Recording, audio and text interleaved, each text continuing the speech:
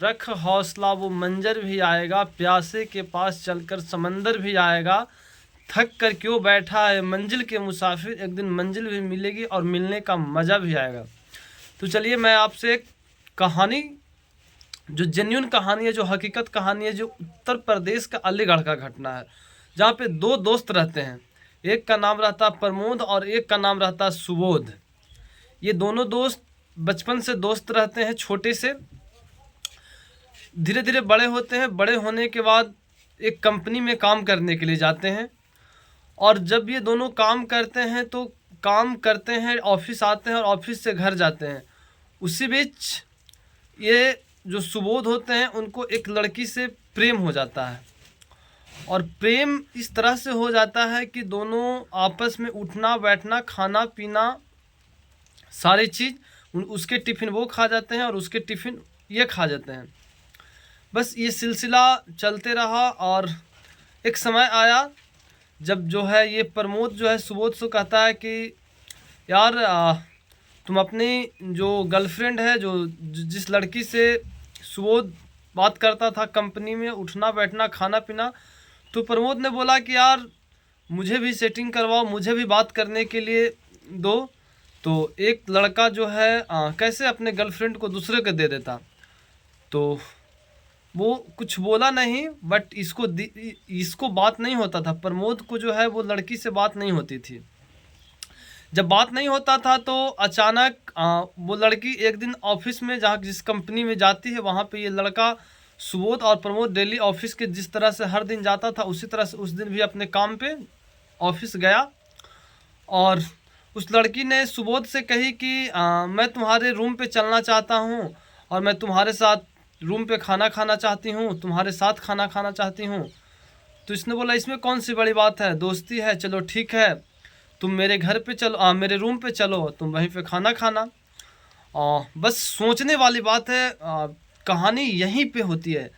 जब वो लड़की इसके रूम पे आता है और सुबोध जो है मार्केट के लिए निकलता है, और जब मार्केट के लिए निकलता है तो जो प्रमोद है वो उसके साथ गलत काम, जो नहीं करना चाहिए वो तमाम कामें किया।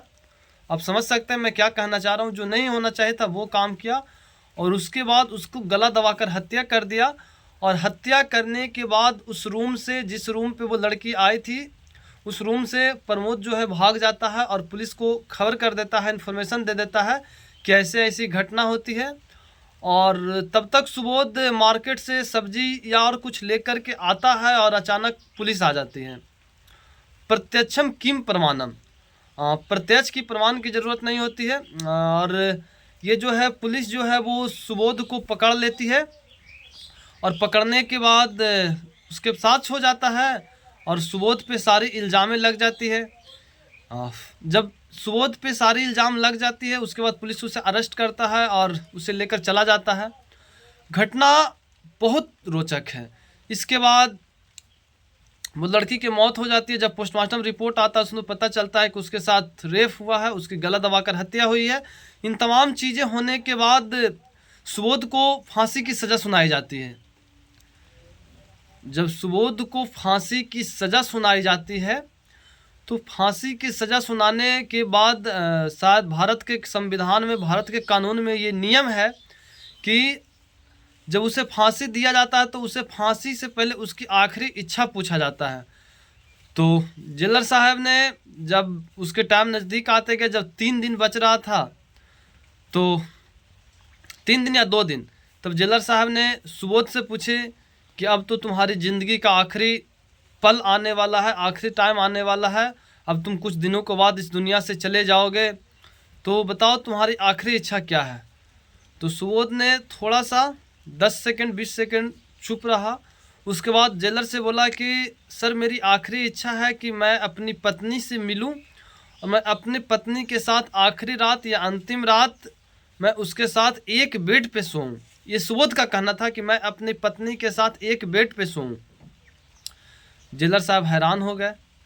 उन्होंने अपनी 20 साल की इस नौकरी के दौरान कभी ऐसा नहीं सुना था कि किसी ने ऐसी बात रखी हो। वो भी अचंभित हो गए और 20 साल की नौकरी पीरियड के दौरान वो अचंभित थे, लेकिन फिर भी आखिरी इच्छा होती है। बोले चलो ठीक है। फिर जो है वो सुबोध की घर खबर भेजवाते हैं कि तुम्हारा पति जो है ऐसा ऐसा बोल रहा है।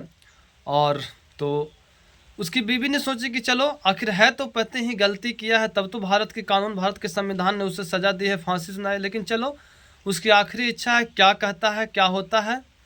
वो मिलने के लिए आ जाती है, लेकिन मिलने के लिए आने से पहले यहाँ पे जेलर साहब ने उसके लिए एक अलग से उसी जेल में रूम बनवाते हैं, सारी चीज़ की व्यवस्था करवाते हैं।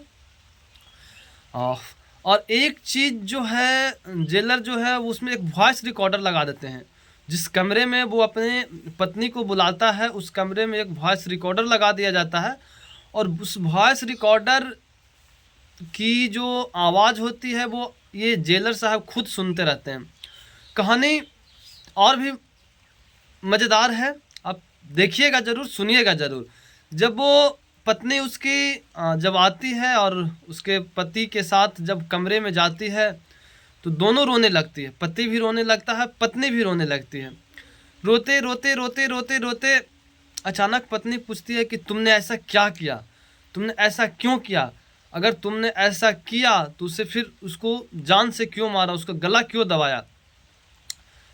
सुबोध थोड़ा देर चुप रहता है, फिर फफक कर रोते हुए कहता है कि मैं और मेरे दोस्त एक कंपनी में काम करने जाते थे, वहीं पे एक लड़की थी जिससे मेरे प्रेम हो गया, दोस्ती हो गई, और दोस्ती इतनी हो गई कि मैं उसका लंच और वो मेरी लंच खाते थे।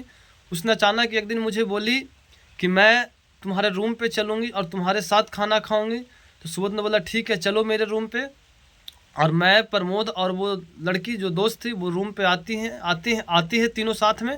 और उसके बाद सुबोध मार्केट से सब्जी और कुछ लाने के लिए जाता है। इसी दौरान जो है प्रमोद, ये नहीं बोला पर किसी प्रमोद या कोई और, लेकिन क्या था तो प्रमोद ही, उसकी हत्या कर दिया जाता है। और जब सुबोध आता है तो पुलिस जो है उसको पकड़ लेती है। जब साथ में देखता है पुलिस की सबका हत्या हुआ है और ऐसा घटना घटी है। तो इन तमाम चीज़ों के बाद पता चल जाता है कि सही क्या है और गलत क्या है। और इसी के साथ में भारतीय कानून एक बार फिर से मुझे सज़ा दे रही है। उसने कहा कि कानून अंधा होता है, एक निर्दोष को सज़ा दिया जा रहा है, एक निर्दोष को फंसाया जा रहा है। और उसने बोला कि भारतीय संविधान जो है वो निर्दोषों को सज़ा देता है। और ये जो उस दोनों की आपस में वार्तालाप जो चल रही थी वो वॉइस रिकॉर्डर के माध्यम से बाहर में बैठे जेलर साहब सुन रहे थे। और गेट के बाहर जो 2 बॉडीगार्ड था, उस बॉडीगार्ड ने सुन रहा था। और उसने बोला कि तुम ये सब अपने बच्चे को नहीं बताना, क्योंकि सुबोध के 2 बच्चे भी थे, क्या ताकि उसे भारत के संविधान से भरोसा उठ जाए। और इस बात को सुनने के बाद जेलर साहब और जेल में जितने लोग थे वो सब लोग का माहौल रंगीन हो गया, गंगीन हो गया, मतलब ऐसा हो गया कि सोचने पे मजबूर हो गए। इसके बाद उसकी पत्नी जब जा रही होती है तो एक दूसरे को जब देखते हैं तो दोनों की आंखों में आंसू। और फिर पत्नी बोलती है कि मैं अपने पति से 2 मिनट आओ मिलूँगी। और फिर जब वो वापस आती है और अपने पति से मिलती है, और मिलने के बाद फक पर रोने लगते हैं। और रोने के बाद बोलती है कि ये मेरे पति आप हैं, ये मेरी आखिरी मिलन है, आखिरी दिन है, इसके बाद आप इस दुनिया से चले जाएंगे, आपको फांसी हो जाएगी। इस तरह से कह कर के वो पत्नी जो है रोते हुए अपने घर को चली जाती है। और इस बातों को सुनने के बाद जेलर साहब को लगता है कि फिर से भारतीय संविधान एक निर्दोष को सज़ा दी जा रही है। इसी बीच में उस वॉइस रिकॉर्डर को रखते हुए वहाँ के पुलिस प्रशासन, आला अधिकारी और रिटायर्ड जज, वकील, बहुत सारे लोगों को बैठाते हैं, यहाँ तक कि कुछ पॉलिटिकल पार्टी को भी बैठाते हैं। और उनके बीच में ये रिकॉर्डिंग चलाया जाता है। इस रिकॉर्डिंग के माध्यम से उन लोगों को पता चलता है कि सुबोध दोषी नहीं है। और उसके बाद प्रमोद को पकड़ा जाता है। और प्रमोद को पकड़ने के बाद लाया जाता है और उसे फांसी दिया जाता है जो असली गुनहगार है। और सुबोध को बरी कर दिया जाता है। और जब इसकी खबर उसके घर वालों को मिलते हैं तो इतने खुश होते हैं। तो हमें संविधान पे भरोसा है, न्याय मिलना चाहिए। बाकी इस वीडियो के माध्यम से आप लोग क्या सोचते हैं, अपना राय कमेंट बॉक्स में ज़रूर दें और चैनल को ज़रूर सब्सक्राइब कर लें। मिलते हैं नेक्स्ट वीडियो में।